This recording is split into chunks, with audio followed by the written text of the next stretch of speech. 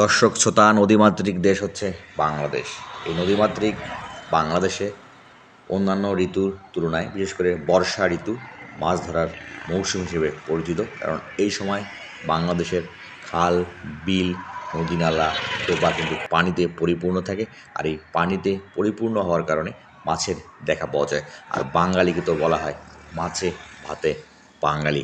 এই মাছ কিন্তু বাংলাদেশে কখনোই কমতি পড়েনি।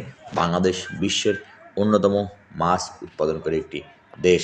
আমাদের জায়গা অল্প হলেও আমরা সবসময় মাছে স্বয়ংসম্পূর্ণ ছিলাম। আর এই মাছ ধরার এই চিরাচরিত প্রথাটি প্রায় বাংলাদেশের সকলের জায়গায় একরকম। লোকজন দল বেঁধে মাছ ধরে বর্ষা মৌসুম হলে, যেটি আরও বৃদ্ধি পায়।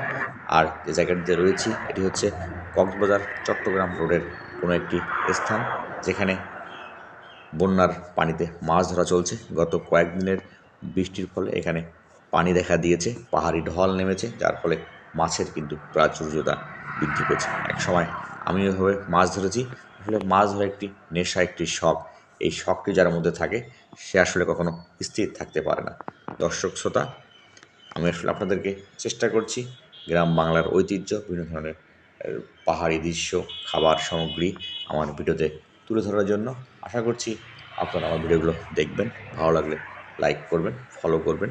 সবাইকে ভালোবাসা জানিয়ে আজকের মতো এই মাছ ধরার দৃশ্যের কাছ থেকে বিদায় নিচ্ছি। আবারও দেখা হবে। আল্লাহ হাফেজ।